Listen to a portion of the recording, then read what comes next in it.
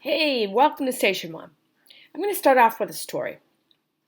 When I was your age, I walked into my classroom and the teacher had everything set up from the way the desks were arranged and the chairs and the way the plants were. We had plants in my classroom.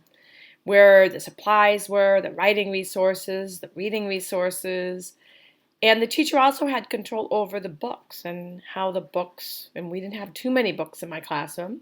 We had something called SRA, and they were like these laminated stories that you had to read and take quizzes on. Very boring. So I had no say in how that classroom was organized. But that's going to change with you this year. This year, we have to look at our classroom as our classroom. So I will not be organizing the classroom library. It's not because I don't like organizing. It's because I want us all to have a say at the table.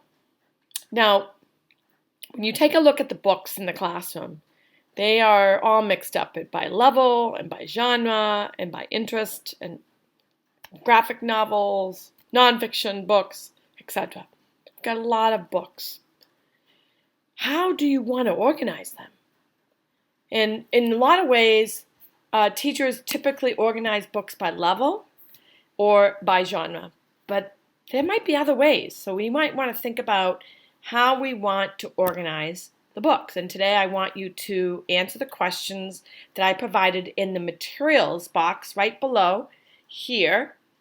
And if you click on there, you'll find a doc that you and your group can answer those questions and kind of brainstorm ideas on how you organize it. So I want you to take a look around the classroom and consider a few things. Consider the space that we have. Consider the amount of books we have. Consider what kind of reading you want. I want our books and our room to pop with, I want someone to be able to walk into our room and say, I want to stay here and I want to read. I want plants, I want books, I want couches, I want rugs. I want us to design a reading area in our room that no one would want to leave. It's a place of comfort and safety and hope and just a great place to be. So it's not just how do we want to organize a classroom library. It's also how do you want to design the space within that library. Maybe you want to design it by subject matter, like a nonfiction, maybe you like health and science and weather and climate. Or maybe you want to design it by genre. Or maybe you want to design it by author. Or maybe you want to think about other ways of designing it.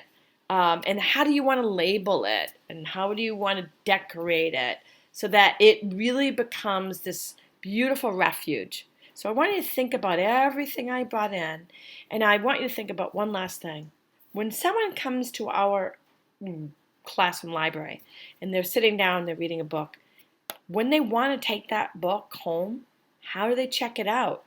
And then how do they return it?